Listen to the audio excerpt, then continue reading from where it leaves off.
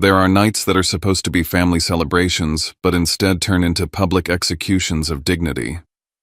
A son is humiliated by his own mother in front of hundreds of guests, reduced to something small so the room feels entitled to laugh. And the cruelest part isn't the laughter, it's realizing that family is using it as a weapon to erase his worth.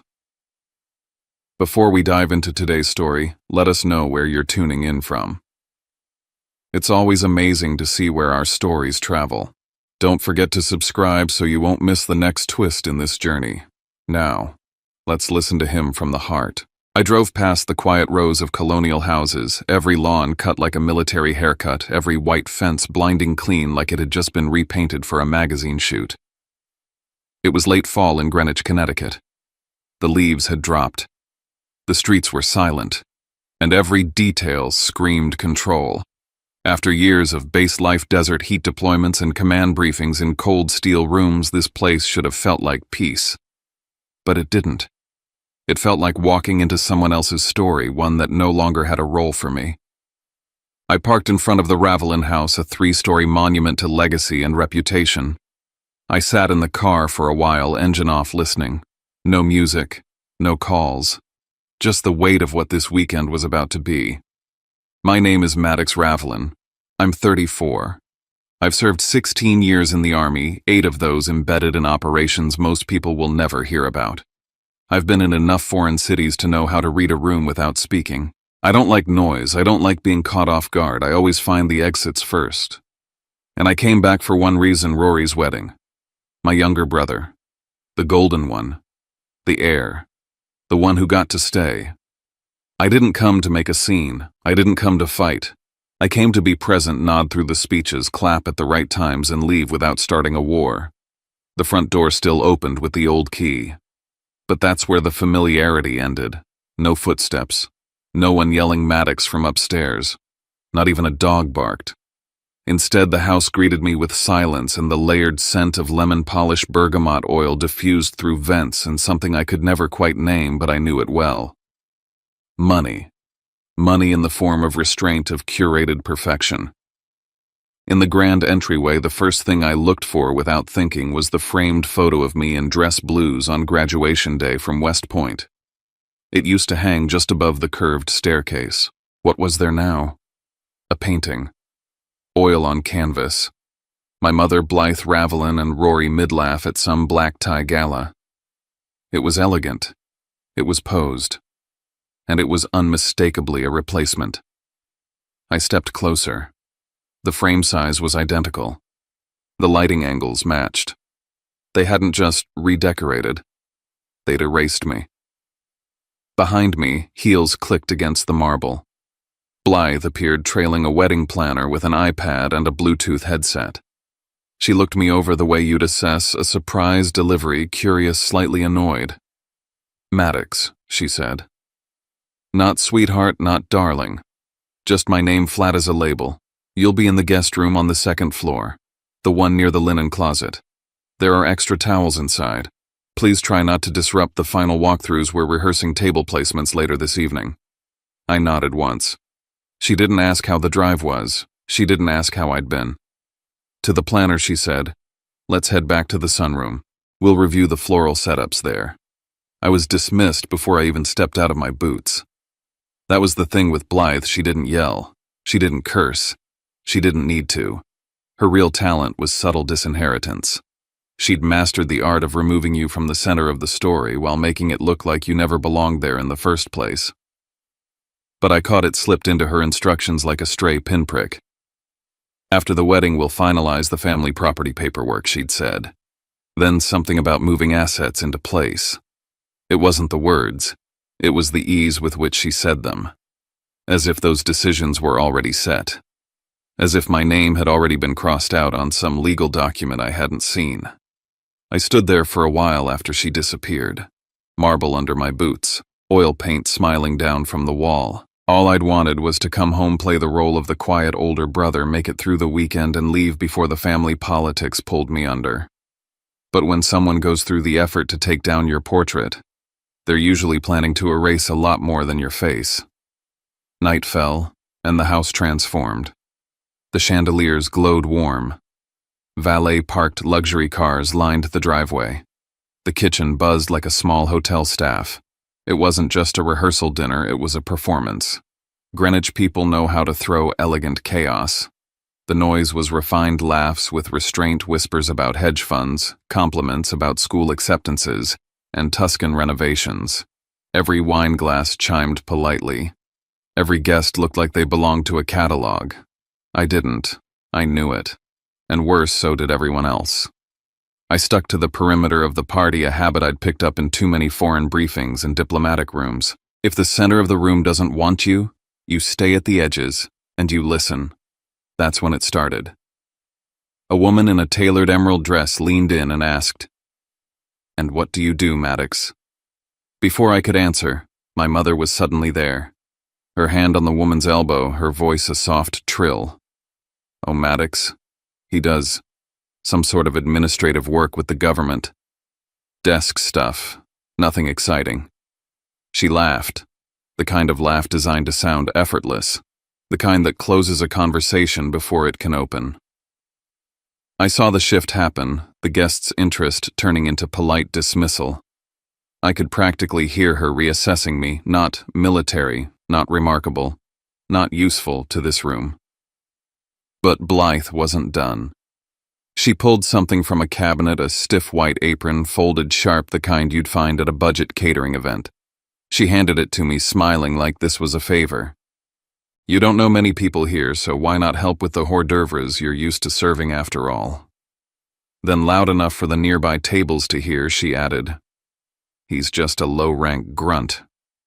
The silence that followed lasted maybe 2 seconds, but it was filled by a wave of tight, sharp laughter. Controlled, coordinated, and cruel. I looked at Rory. He'd heard it. He was mid-conversation with someone who looked like a senator or a major donor. He met my eyes, and then he turned away like nothing had happened. That's when it hit me. This wasn't just about Blythe. Rory wasn't a bystander. He was in on it. His silence wasn't neutral, it was strategic.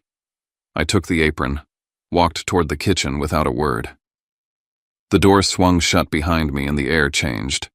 Cold lights, stainless steel. The laughter muffled behind thick walls. I unfolded the apron, looked at it for a beat, then folded it back perfectly and dropped it into the trash can. That was my answer. No yelling, no drama, just rejection of the role they had scripted for me. But that's not the end. As I stood there, one of the kitchen staff whispered to another near the sink, "Did you put the documents where she said, 'for tomorrow's dinner'?"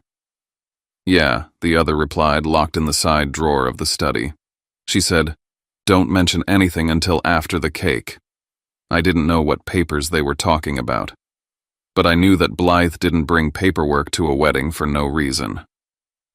That night, I lay awake in the room they'd given me next to the supply closet, the ceiling low, the mattress stiff. It smelled like cedar and dust and disuse. I wasn't awake because I was humiliated. That wasn't new. I'd lived through far worse. I was awake because I knew something was moving behind the scenes. And this time, I wasn't just a forgotten son. I was a threat. I left Greenwich before the sun came up. The house was still asleep when I slipped out the driveway, empty, the windows dark. The road ahead was wrapped in fog so thin it looked like the world had been erased and redrawn in pencil. Streetlights blurred into pale halos. For once, the silence didn't feel hostile. It felt neutral, honest. I drove north without music, without checking my phone. I knew exactly where I was going. Kensico Cemetery sat quietly beyond the last stretch of town, a wide-open field of headstones laid out with military precision. When I stepped out of the car, the cold bit through my jacket. The air smelled like damp earth and fallen leaves. Morning hadn't arrived yet, but it was close. You could feel it waiting. Here, silence wasn't something used to punish or control. It was something earned. I walked until I found his name. Daniel Ravelin, Colonel, United States Army. The stone was cool and smooth beneath my fingers. Too clean, too carefully kept. I reached into my coat pocket and wrapped my hand around the challenge coin I'd carried without thinking since leaving the house. It was heavy-worn, smooth around the edges, stamped with an insignia that meant something only to people who'd stood in the same kind of place as I had. I knelt and placed it gently at the base of the headstone. "Hey, Dad," I said quietly. There were things I could never say in Blythe's house, things that didn't survive in rooms where every word was weighed for appearance. Here I didn't have to measure myself. I remembered a night from when I was a kid sitting on the back porch with him. The house lights were off behind us. He'd pointed up at the sky, naming stars I couldn't see at first. "Your mother likes the bright ones," he'd said. "The kind everyone notices right away." Then he traced a faint line with his finger, barely visible unless you were looking for it. "But soldiers," he said, "they follow the dim stars. The ones that don't show off. The ones that still guide you when everything else disappears." He'd smiled at me then, not like I was lacking, but like I was trusted. "Be a dim star, Maddox," he'd said. "Quiet, constant. You'll always know where you're going." At the time, I thought it was just a metaphor, a lesson about humility. Kneeling there now, something else caught my eye. The grass around the stone was disturbed, not badly, subtly, as if someone had been there recently. There were clean streaks on the granite wiped down with care. It wasn't Blythe. She hated places like this. There was nothing to display here, no audience, no return on investment. So who had come, Rory unlikely? Or someone else? I stood slowly, my knees stiff from the cold. As I did, another memory surfaced, one I'd pushed aside for years because I didn't know what to do with it. A week before he died, my father had stood in the study looking out the window at the house. He'd said almost to himself, "That place doesn't belong to the shine. It belongs to the truth." I'd assumed he meant values, character, the usual things people say when they're sick and reflective. Now, standing in front of his grave, I wondered if he'd meant something far more specific. Legal truths had a way of hiding behind polite language, and Blythe's sudden urgency about paperwork, about assets, about timing, it didn't feel random anymore. It felt defensive, like someone afraid I might remember something I was never supposed to question. When I turned back toward the car, the sky was finally beginning to lighten. The fog thinned. The world came back into focus. But inside me, everything sharpened. That special dinner wasn't a gesture of reconciliation. It wasn't about family. It was a trap. And this time, I wouldn't walk into it empty-handed. I didn't go back to Greenwich. Instead, I drove south into Manhattan and parked near a busy block, just waking up to the day. I chose a coffee shop that stayed loud enough to disappear in, but quiet enough to think. People tapped at laptops. Baristas shouted orders. No one cared who I was. I opened my encrypted laptop and let routine take over. Inbox, calendar, briefings. I needed to anchor myself in systems that made sense, not family dynamics that shifted with mood and manipulation. I had one rule: no reaction without information. That was when the email arrived. Subject line: meeting. Sender: Captain Sable Hartwin, Rory's fiancé. No greeting, no explanation, just a time and location near Midtown. I stared at the screen longer than I meant to. The message wasn't written like an invitation. It read like coordinates. That told me everything I needed to know. She wasn't reaching out as a bride. She was reaching out as someone who understood reconnaissance. When I arrived, she was already there. Civilian clothes, neutral colors. But her posture gave her away. Back to the wall. Clear view of the door. Coffee untouched. I sat across from her and waited. She spoke first. "I know what your mother is doing," she said calmly. "And I'm not part of it." She didn't soften the words. She didn't apologize for them. "She's preparing documents," Sable continued. "Not for the wedding, for property." That confirmed it. Then she said something that made me look at her differently. "I ran a background check on you months ago. After Rory started misrepresenting things." She met my eyes. "I know you're not administrative staff, and I know she's trying to make you look harmless." Sable took a breath before continuing. "I served in a unit that was extracted from a bad situation in eastern Afghanistan. Command signature was yours. You probably don't remember my name. She named the operation. The valley. The weather conditions. I remembered the report, not the faces. That day, she said quietly, is the reason I'm sitting here. I understood then. This wasn't curiosity. This was debt. Sable folded her hands. I won't marry into a family that humiliates a soldier and steals from him. If that's what this wedding is built on, it doesn't happen. There it was. Pressure Blythe hadn't anticipated. Then Sable leaned closer. She's already laying groundwork. Media people. Social circles. A story about you, unstable, disruptive. If you embarrass her, she plans to flip it on you. She slid a folded piece of paper across the table. A name. An address. Dr. Priya Cade, she said. She understands how powerful people rewrite truth. When I left the coffee shop, I knew two things for certain. The dinner wasn't about conversation, and if I walked into it alone, I wouldn't walk out clean. The address Sable gave me was quiet midtown east of 6th, tucked between a private investment firm and a Korean skincare boutique. Nothing about it stood out. No flashy sign. Frosted glass. A single keypad at the door. Inside, I was buzzed in without a word. What I expected to find was a therapist's office. What I walked into looked more like the forward operating center from my last deployment. A war room. Dry erase boards lined the walls with diagrams and names written in different colored ink. There were monitors quietly displaying news tickers, security feeds, and legal databases. Timelines stretched across corkboards, power maps, influence charts. A woman looked up from a laptop and stood tall, composed in her late 40s with sharp eyes that had seen too much and remembered all of it. "Call me Priya," she said. "You're not crazy. You're under attack." She didn't waste time with comfort. She laid it out clearly. What was happening to me wasn't about family friction or unresolved grief or personal miscommunication. It was a deliberate campaign, strategic erasure, and narrative rewriting designed to isolate me, strip me of public legitimacy, and quietly remove me from anything tied to my father's name. "She's rewriting history," Priya said. "Not just for dinner guests, for courts, for press, for future trustees." I didn't say anything. I just nodded because I already knew she was right. I had known it in my gut since I left that ballroom. "We don't fight that kind of war with feelings," Priya continued. "We fight it with records."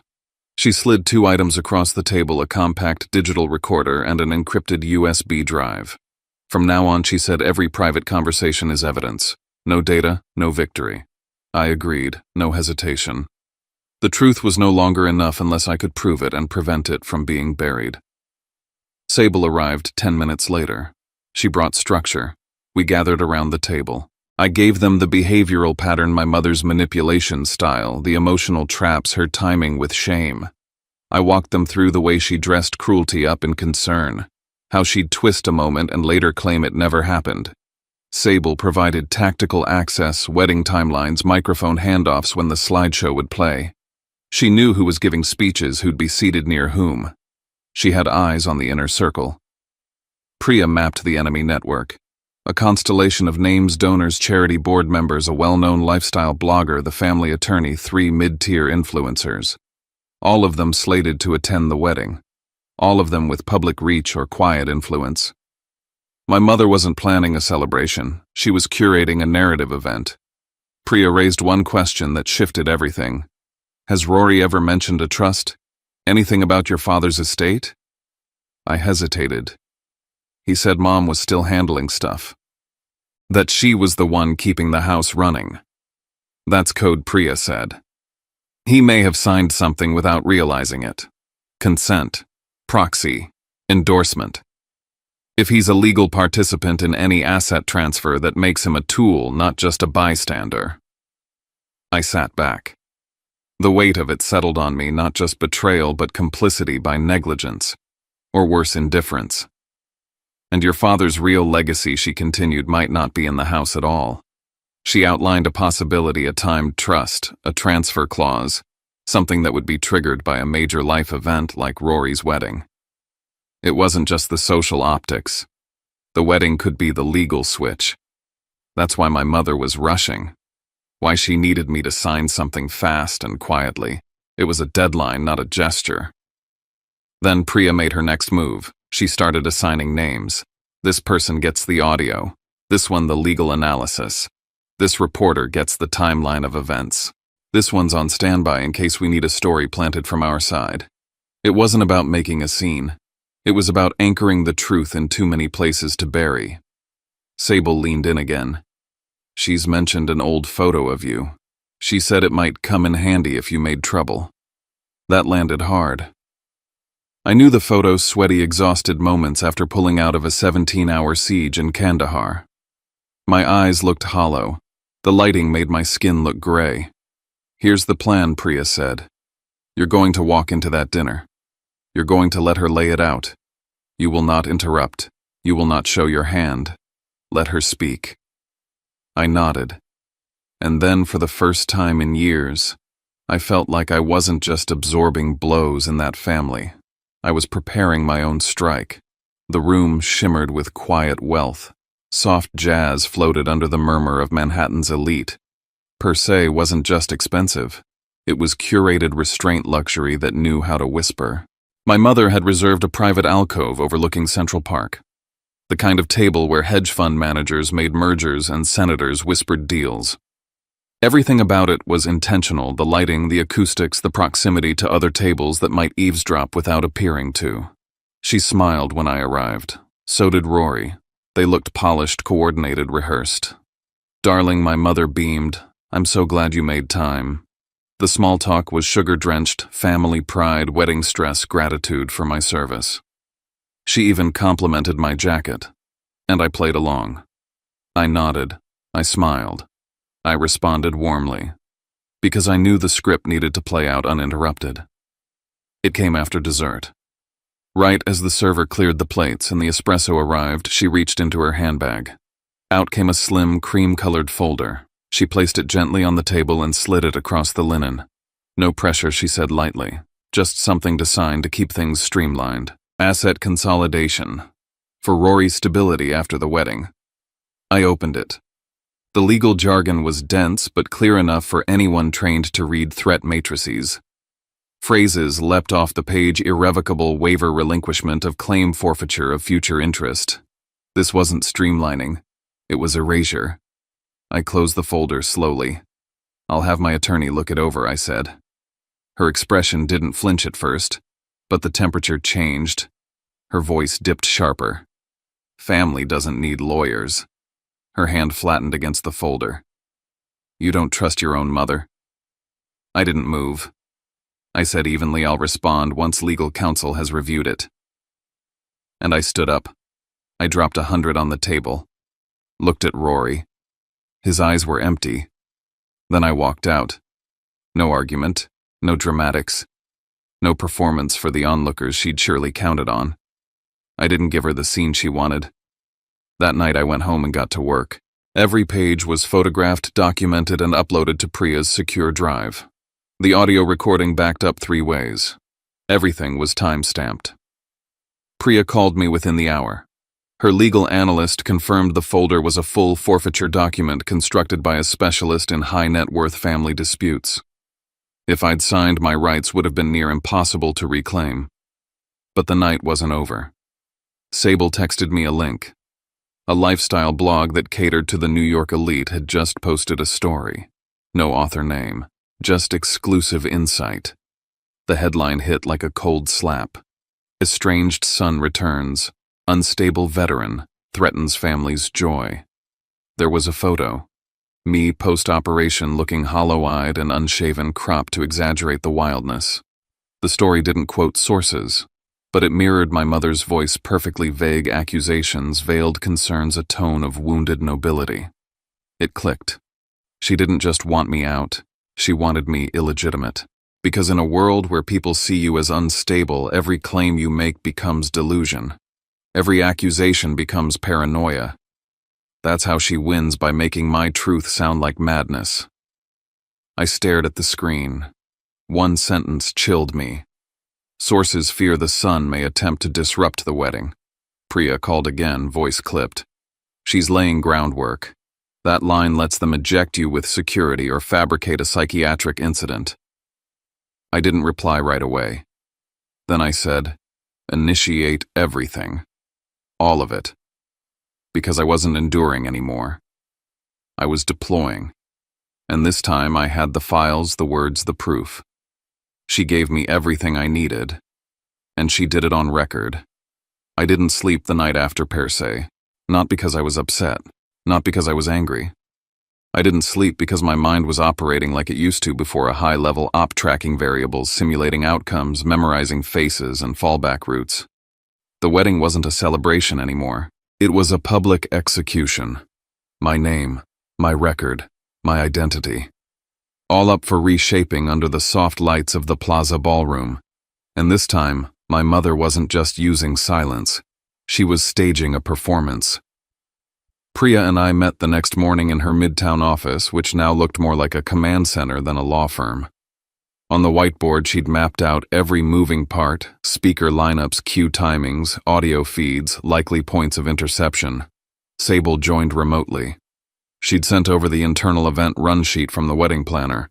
It included things that most guests wouldn't even think about, like which microphones would be hot when the toasts began or who had permissions to control the slide deck.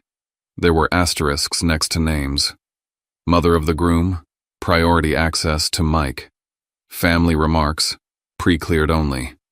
And then in small handwritten script at the bottom, if family conflict arises, notify ballroom security immediately. That was the plan. My mother wasn't just waiting for me to speak out, she was waiting to label me a threat the moment I did. So we made a counterplan. I would not take the bait. I would not speak out of turn. I would not give her the headline. Instead, we would change the rules of engagement. If the mic was the weapon, we'd place it in the hands of someone she didn't control. And if the room was the stage, then I needed to step onto it with something she couldn't smear proof. I pulled my dress uniform out of its garment bag later that night. The wool still held the shape of my shoulders even after years untouched.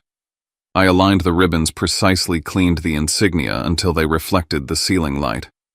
The silver eagles gleamed like sentinels. I didn't wear it to show rank. I wore it because the story I needed to tell could only be told in a language my mother couldn't twist.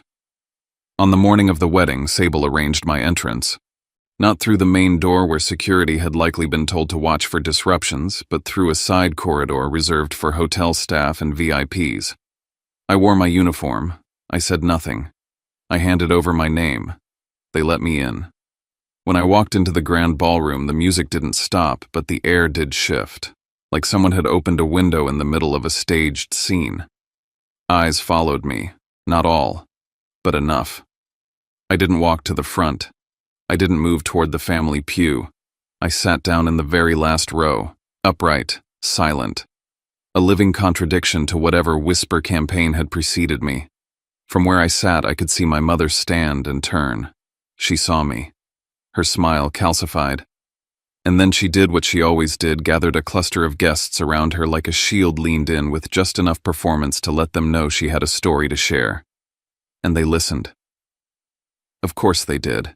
She'd already begun writing the ending. She thought I was the final obstacle to her narrative. But I wasn't her obstacle, I was her mirror.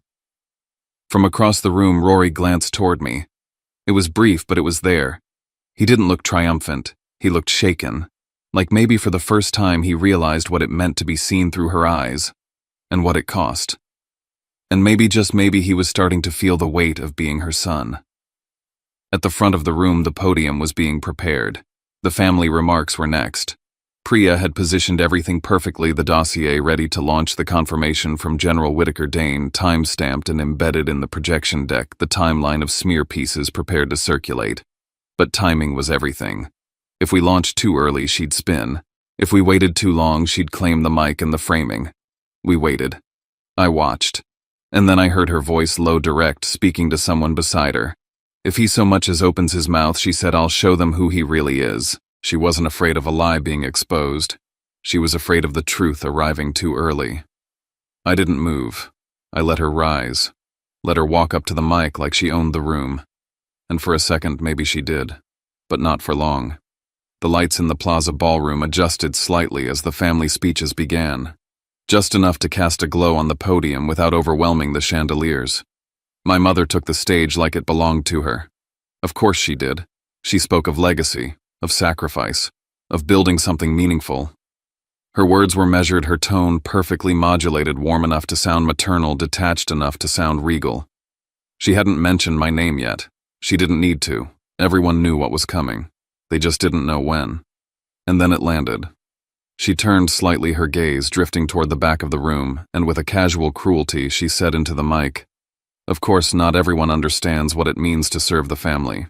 Some choose their own path. Our own version of a low-rank grunt." Polite laughter followed, measured, synchronized. It was the kind of laughter you hear at fundraisers and gallery openings, more about signaling allegiance than amusement. They weren't laughing at a joke. They were laughing because they thought it was safe. And then it wasn't. Rory stood up. He didn't hesitate. He didn't check with anyone. He walked to the edge of the platform and reached for the mic. My mother froze mid-sentence, hand slightly extended like she might pull it back, but Rory's grip was already on the mic stand. He didn't look at her. He looked at me. And in one clean motion, shoulders squared, spine straight, he raised his hand in a military salute. "To Major General Zev Ravelin," he said.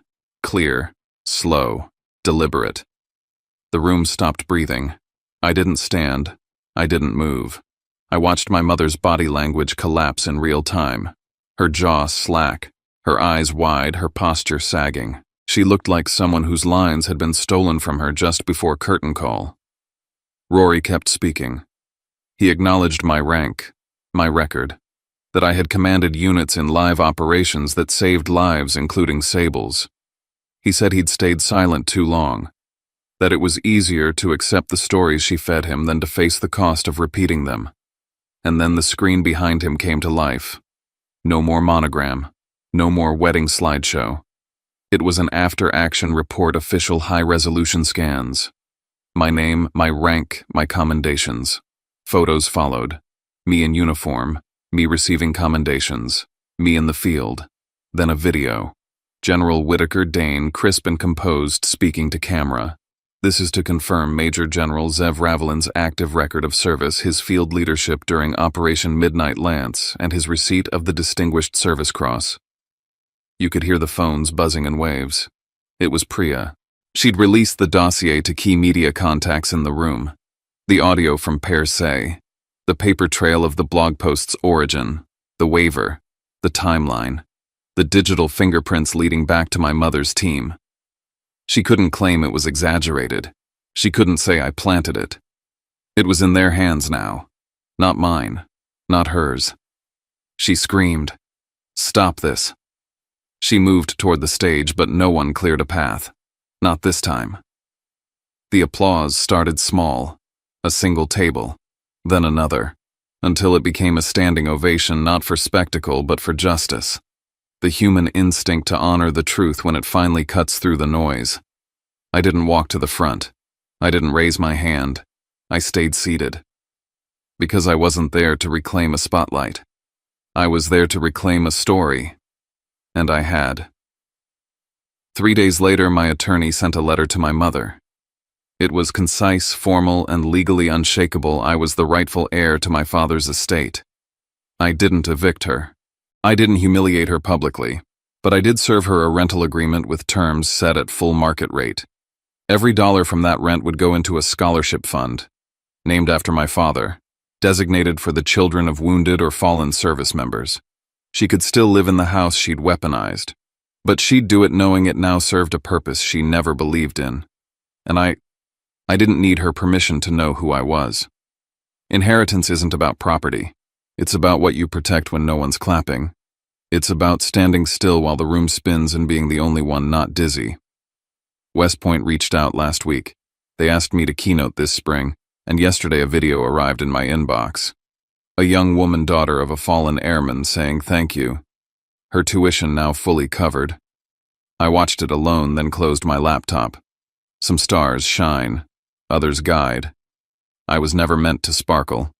I was meant to endure. What stayed with me most wasn't the applause or the vindication, or even the stunned silence when the truth was finally undeniable. It was the moment after. The moment when I realized I didn't need revenge. I didn't need them to say sorry. I didn't need my mother to change or the past to rewrite itself. Because some battles aren't about winning, they're about reclaiming your name, your ground, and your peace. The most dangerous lie isn't the one others tell about you. It's the one you start to believe when they say it long enough.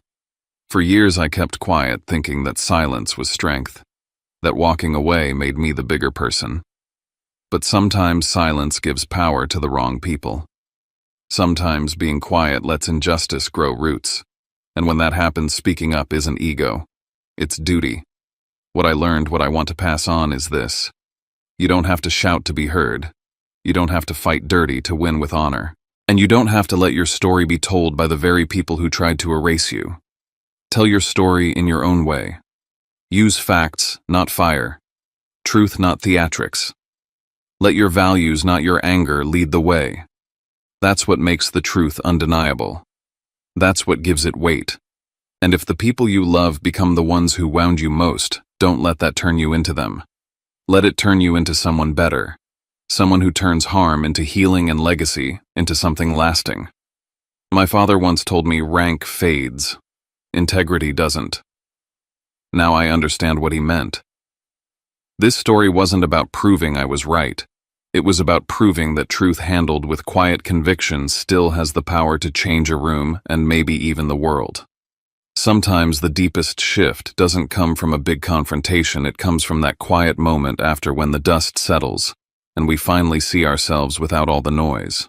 Tonight's story wasn't just about a uniform, a microphone, or even a mother's judgment. It was about the long journey one man took to reclaim his voice in a room that once tried to drown him out. And maybe in some way we've all known what it feels like to be misunderstood, mislabeled, or dismissed by the very people we long to be seen by. We carry so much in silence. But healing doesn't always mean confrontation. It can also mean standing tall, choosing what kind of person we want to be when no one claps and walking away without needing anyone else to rewrite the ending for us. The truth is, not every story gets a clean resolution. But even in the mess, there's beauty when we choose grace over bitterness and clarity over chaos. If something in this story resonated with you or reminded you of a chapter from your own life and you feel like sharing, we're here. Just a few words in the comments might help someone else feel a little less alone.